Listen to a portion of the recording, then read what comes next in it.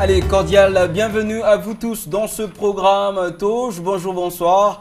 Tout dépend de l'heure à laquelle vous nous consommez. Aujourd'hui dans ce programme sur les antennes de Malaika, nous allons faire le point sur cette infraction en droit positif congolais. Il s'agit notamment de l'infraction de l'injure publique. Dans ce programme, on va vous le rappeler, n'hésitez pas de nous faire mention de vos critiques, que ce soit négatives tout comme positives. Et même, proposez-nous des sujets pour que nous puissions les traiter éventuellement dans nos prochaines émissions, dans nos prochaines productions. Alors, en ce jour, nous recevons Maître Pichu Kanyama. Je rappelle, il est avocat au barreau du Haut-Katanga. Il est aussi analyste des questions juridiques et politiques.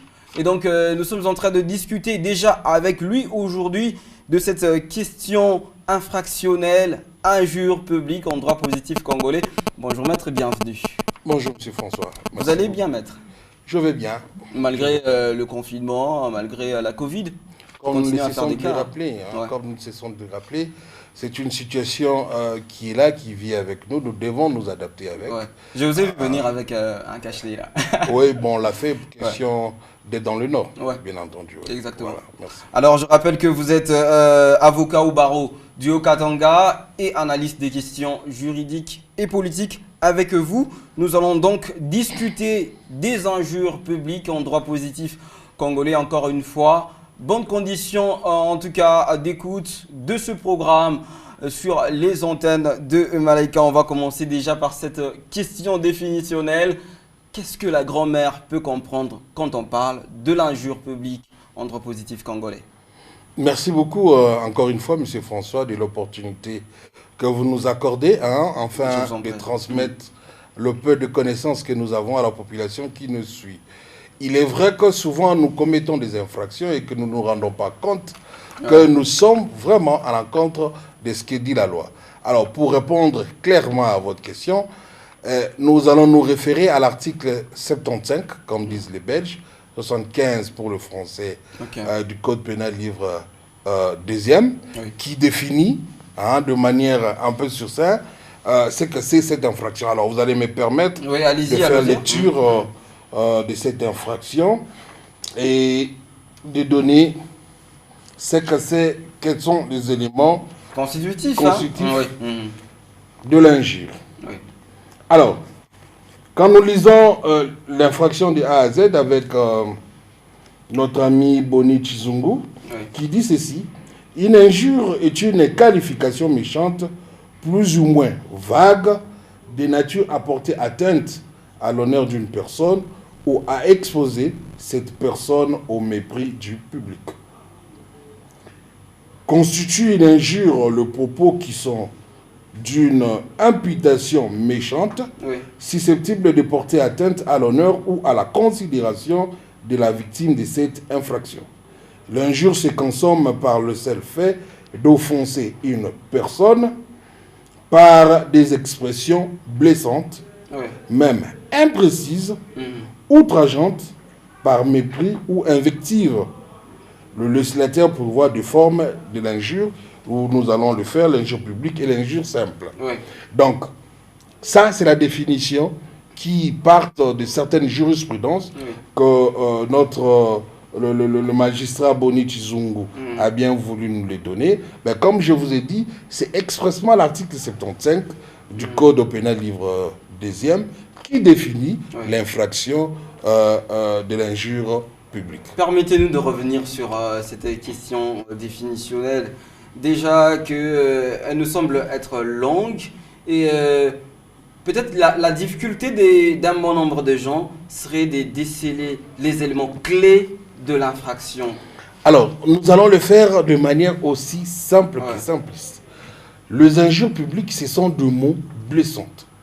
Ce sont de propos injurieux qui vont à l'encontre d'une personne, qui atteignent à sa dignité, à sa personne. Je m'en vais donner un exemple pour me faire comprendre. Vous êtes chef d'une entreprise, devant vos travailleurs, vous traitez M. François d'un voleur ou d'un escroc. Eh bien, à chaque fois, comme M. François s'est centré, excusez-moi de citer les noms. Non, allez-y. À chaque fois qu'il s'estimera lésé dans son fort intérieur et à même d'apporter, de porter cette situation devant les instances compétentes pour réprimer la personne qui venait de les qualifier d'un escroc, d'un voyou, d'avoir imputé méchamment de propos qui ne sont pas vrais.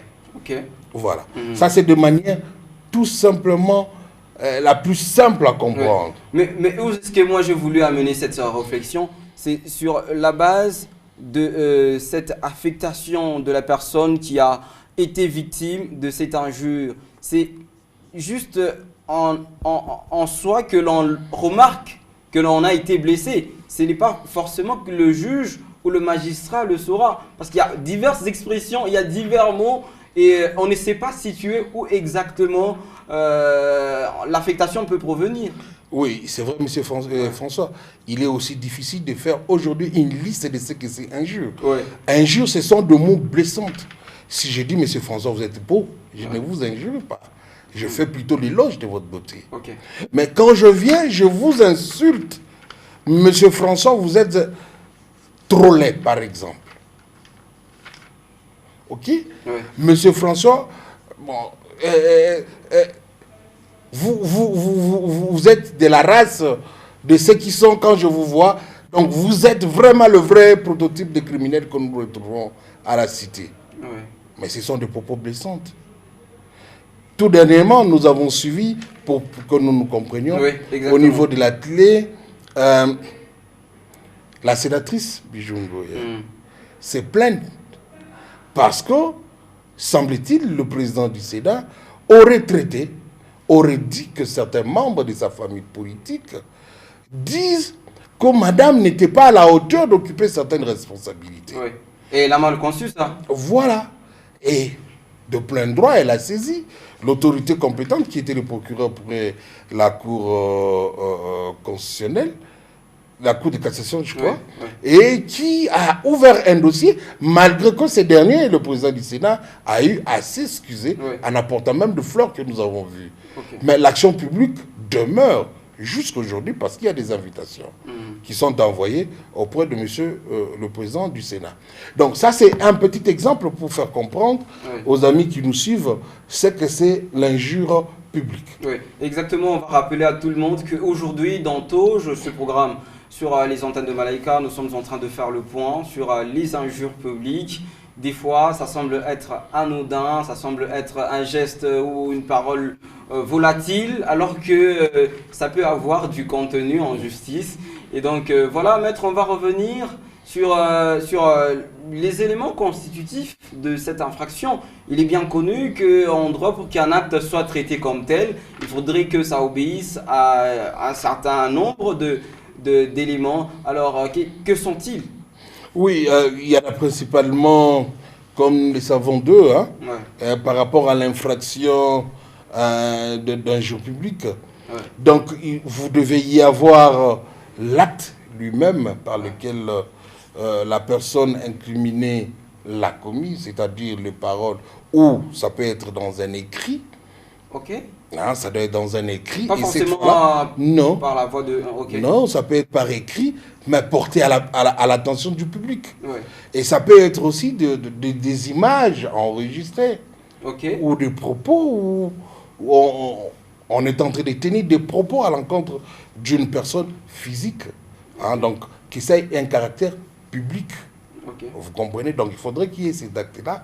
Et l'intention, disons là, comment on dit, le fait moral, disons, l'élément moral par lequel la personne qui a été injuriée se sente blessée par rapport à l'acte qui a été posé. Voilà. Oui, voilà, on va aussi peut-être bien rentrer dans un élément aussi important. Il s'agit de la publicité. Déjà, avant que nous puissions parler de la publicité, est-ce que l'injure tout court, l'injure simple, c'est-à-dire je suis dans un contexte, je suis face à quelqu'un, nous sommes dans une chambre, nous sommes dans une salle, rien qu'à deux, j'ai l'injurie, est-ce que ça peut fonder une infraction? Oui, comme je vous ai dit, nous avons l'article 75 du Code pénal livre 2e qui est en train, bien entendu, de réguler ce que c'est l'injure publique. C'est injure publique, comme je venais de le dire, ça doit être fait sur la place publique, où il y a des témoins qui ont entendu des propos, qui ont été... spectateurs, presque. Voilà, et il y a des écrits, il y a des images. Mais ça, c'est purement ce que nous appelons l'injure publique.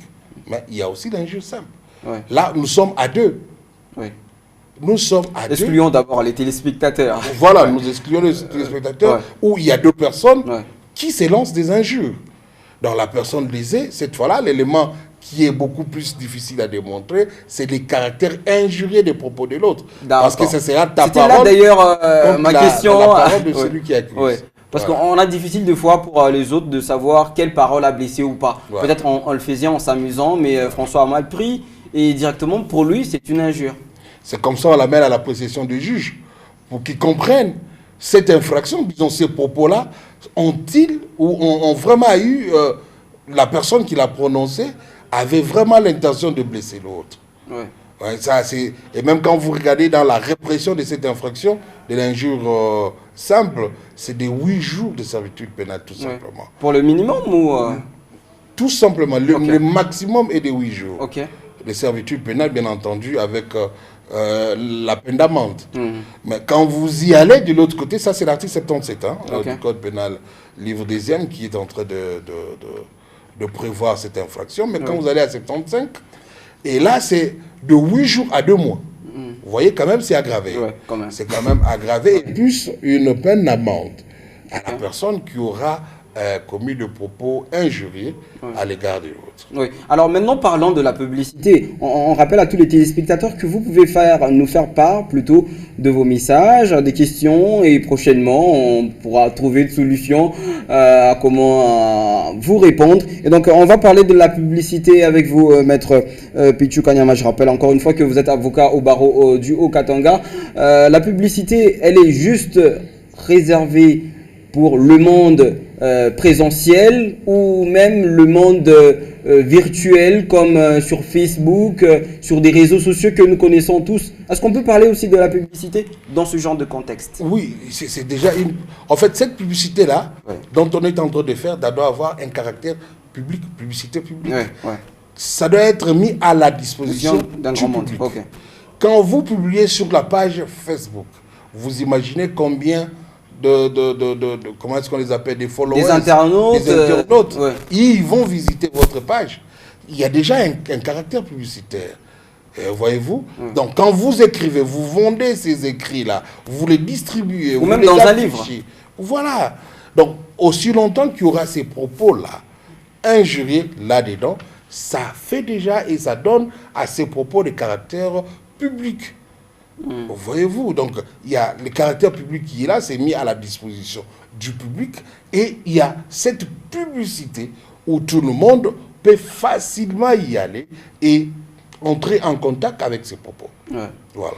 Et donc on va revenir un tout petit peu aussi sur cette actualité qui nous est tombée il n'y a pas longtemps, sur ce journaliste israélien qui aurait insulté le président de la République et qui par après a demandé pardon, mais toutefois l'action en justice, selon l'avocat du président de la République, est en continu. Est-ce que le pardon de quelqu'un qui a insulté, bien entendu, peut exclure une action en justice, peut en tout cas mettre fin à cette action publique, maître? Oui, bien entendu, il faudrait bien se situer, nous sommes en matière pénale. En matière pénale, une fois que l'infraction est consommée, c'est fini, on déclenche l'action publique. En matière pénale, quand vous insultez, vous injuriez quelqu'un, à ces moments-là, point de besoin pour la personne de porter plainte, ce que dit la loi. Le fait que cela soit fait, vous commettez déjà cette infraction. Maintenant, dès que l'infraction est commise, il appartient maintenant à l'organe habilité de poursuivre, qui est le ministère public, de mettre la machine en marche. Ou soit la personne même qui s'est sensibilisée, après autant de jours, il peut toujours saisir, bien entendu, rester dans le délai des prescriptions. Il peut saisir l'autorité habilitée pour que la machine soit mise en mouvement, afin de mettre la main sur la personne qui enfreint à la loi. Ben maintenant, parce qu'on vient me demander pardon. Oui. Ça se fait régulièrement, quelqu'un m'a insulté et puis il me demande pardon. Mais je peux accepter votre pardon. Moi, étant que la personne lésée, si jamais on saisit le tribunal qui, dans des temps ordinaires, qui m'aurait constitué partie civile, ok, je serai devant le tribunal pour solliciter les dommages et intérêts.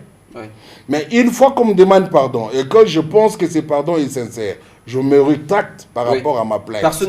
Personnellement, je me rétracte. C'est non que les dommages et intérêts ou l'action civile qui vont disparaître de l'action judiciaire.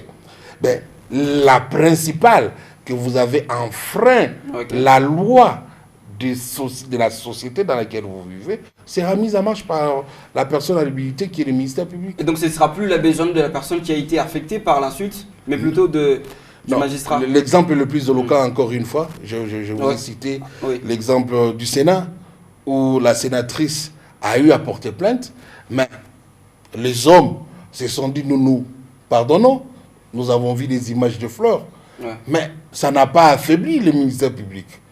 Le ministère public a même sollicité au Sénat de mettre l'immunité du président du Sénat afin qu'il réponde devant la justice. Donc l'action continue. L'action continue. Et donc, ce que j'aimerais comprendre, et ce que peut-être bien les téléspectateurs aimeraient comprendre, c'est que cette action en justice ne dépend pas forcément de la personne qui l'avait introduite. Non, malheureusement, c'est ce que je vous ai dit, quand vous reprenez le terme de la loi, cette infraction ne nécessite pas une plainte au préalable pour que cela soit constaté. Une fois qu'à la place publique, je constate qu'il y a des écrits, ou des insultes qui pullulent les réseaux. Non, là, il y en a plein. Voilà, dans le réseau. On sait identifier la personne qui a insulté ou a injurié au niveau des réseaux sociaux. On mettra la main sur lui, on n'a pas besoin de la personne qui s'est sentie, parce que là, c'est la foi publique qui est mise en mal. C'est la foi publique, l'intérêt de la société qui est mise en danger par des actes qui vont à l'encontre des normes édictées pour vivre en société. Donc vous estimez ensemble avec moi que les internautes qui écrivent pratiquement n'importe quoi sur leur mur, ils courent un danger d'être un jour rattrapés par les filets de la justice? Ben oui. Mais il est vrai aussi que la République démocratique du Congo, sur le plan des textes, nous sommes encore en retard. On doit codifier la cybercriminalité. Je crois que la loi, elle est déjà là, il y a des propositions. Bientôt, le Parlement pourra mettre à la disposition des instances judiciaires. Mais néanmoins, sous l'égide du code pénal que nous avons jusqu'au jour d'aujourd'hui, qui est d'actualité, vous tombez effectivement sous l'égide de l'article 75 et 77. Donc, une fois que vous publiez, il faut savoir ce que vous publiez. Il faudrait être responsable. Il ne faudrait pas injurier, tout simplement parce qu'on pense qu'on est derrière son téléphone en train de dire n'importe quoi. Mais on pense qu'on est dans un état de droit qui promeut cette liberté d'expression, mais des fois une expression qui est outrée. Et ce que généralement nous trouvons sur les réseaux sociaux, c'est quand même des injures. Mais vous savez, il est des principes que votre liberté s'arrête là où la mienne commence.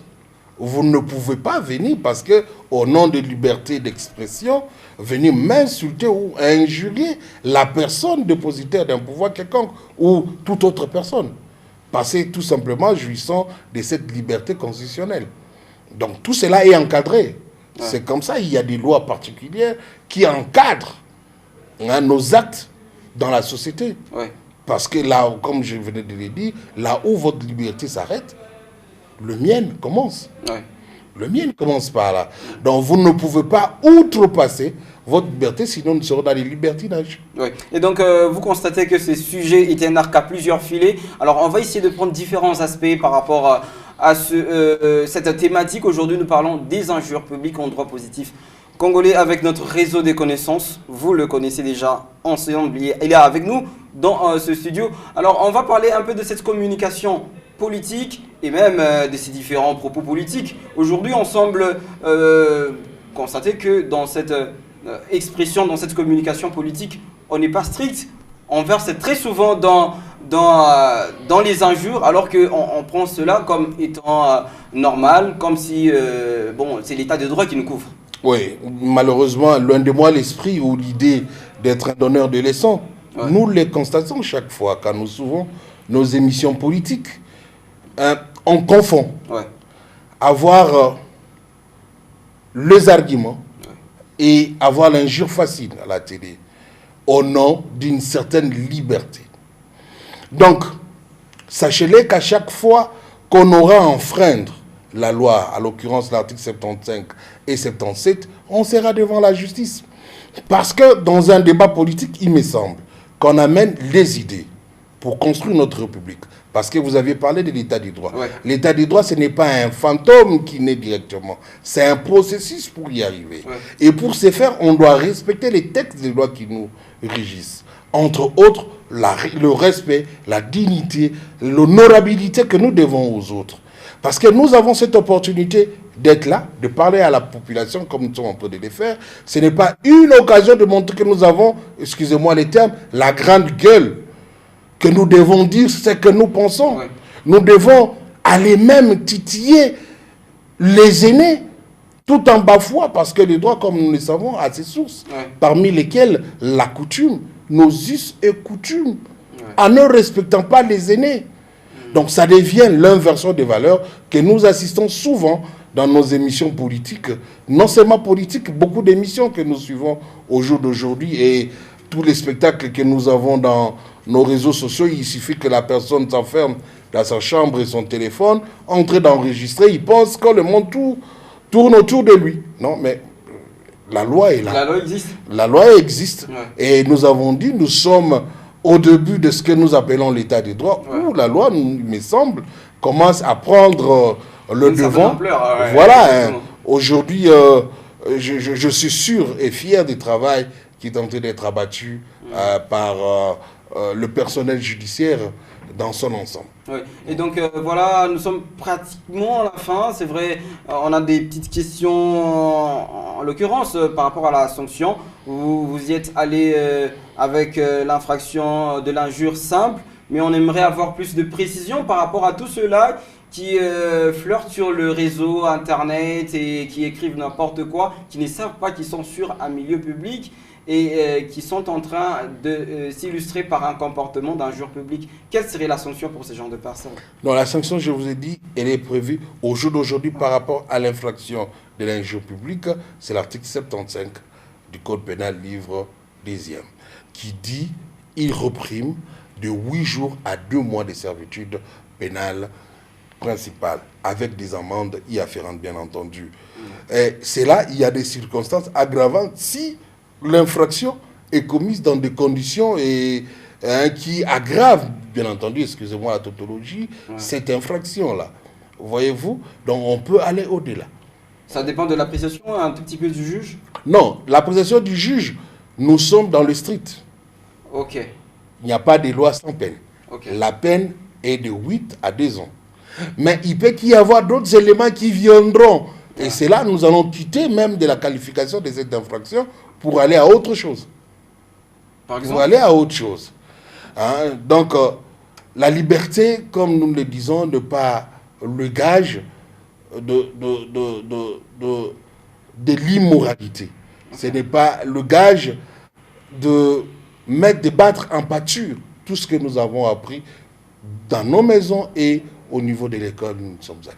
Voilà. Alors, on va peut-être bien aussi dire comment on peut bien saisir le juge ou le magistrat quand vous êtes vous-même vexé, vous êtes chez vous, vous êtes au quartier, vous êtes vexé. Comment faire pour se plaindre? Oui, pour se plaindre, la voie la plus simple et la plus facile, c'est saisir par une plainte l'officier du ministère public. Okay. Vous adressez votre plainte au niveau à monsieur le procureur de la République, où vous étalez les faits et vous le lui exposez. Ouais. Ça, quand l'action vient de vous, mais monsieur l'officier de l'État, de l'officier de l'État, disons, Monsieur l'OMP, le ministère public, peut se saisir d'office de ces propos. Il n'a pas besoin de votre plainte, comme je l'ai dit. Il peut se saisir de soi d'office quand il constate des propos qui sont mis sur la toile, qui vont dans l'encontre d'empêcher la cohésion nationale, qui vont en sens d'empêcher, parce que comme je vous ai dit, vous m'avez posé la question comme quoi, par exemple, vous étiez en train d'insulter, et parce que la bouche aime parler, quand on ne veut pas qu'elle parle, vous glissez vite à l'incitation tribale, comme nous le constatons maintenant. Vous comprenez? Nous quittons l'injure publique pour... C'est une infraction, l'incitation à la haine tribale. Et là, la peine, elle est plus aggravée que ce que vous aviez commencé au début. Vous comprenez? Et quand on fera, vous serez devant le juge, on prendra la peine la plus lourde pour vous sanctionner. Oui, revenons un peu sur cette question procédurale. Vous avez dit que l'OMP, l'officier du ministère public, peut se saisir d'office. Mais sur quelle base? Parce que lui, il n'est pas vexé forcément. Hein. Cette question, je la pose pour tous les milliers d'auditeurs et les spectateurs qui nous suivent. Nous l'appelons, quand vous suivez les audiences publiques, on l'appelle organe de la loi, ou on l'appelle avocat de la République. Lui, il agit au nom de la République. Il est le défenseur de la Constitution. Et à chaque fois que la Constitution sera énervée, il est là pour rappeler. Parce que la Constitution, c'est la reine, c'est la mère de toutes les lois que nous avons. C'est comme ça, à chaque fois qu'on vote des lois, on l'amène à la Cour pour qu'elle soit conforme à la Constitution. Donc, à chaque fois qu'il y aura violation de la loi, notre gardien, celui qui veille à ça, c'est le ministère public. Et il s'est saisi au nom de la loi, au nom de la République. D'office, il n'a pas besoin de vous. D'accord, mais pas forcément pour toutes les infractions. Il y a quand même quelques petites exceptions. Je vous dis à chaque fois, bien entendu, il y a certaines infractions, mais à chaque fois qu'il y aura violation de la loi, s'il n'y a pas de plaignant, parce qu'il agit au nom de la République, c'est le super avocat de la République. Dans cette République, il y a moi le plaignant et il y a vous-même l'accusé. Parce qu'on dit, il instruit à charge et à décharge. Exact. Donc, au nom de cette République, il va aller sur terrain, il va poser des actes, il va réprimer là où il y a réprimé, il va arrêter et transférer et déférer plutôt devant le tribunal, afin que ces derniers prennent et disent des droits. Voilà, nous sommes pratiquement à la fin de cette émission. Alors, en conclusion, on retient quoi par rapport à cette thématique du jour, les injures publiques en droit positif congolais, maître? Oui, les injures publiques, ce sont, en résumé, les paroles blessantes que nous lançons aux autres. Ce sont des injures, ce sont le manque de considération, élargissons ça comme ça, hein, que nous lançons à l'égard des autres. À chaque fois que la personne chez qui nous avons adressé ces paroles se sent lésée et appelée, s'il le veut bien, saisir les instances compétentes pour se faire justice. Hein, pour que justice soit rendue, afin qu'il revienne dans ses droits. Donc, ce que nous faisons souvent à la cité Kuchambulana, comme nous le disons, Matoussi, constitue bien évidemment, mes chers amis, une infraction que nous devons faire attention, parce que ça va nous amener à la prison, non seulement à la prison, et ça va nous amener à payer des amendes et des dommages et intérêts y afférents. Alors, sûrement que vous avez la puce à l'oreille, et donc fournissez des efforts pour que vous ne puissiez pas tomber dans cette infraction. Alors, nous vous remercions, maître, d'être venu.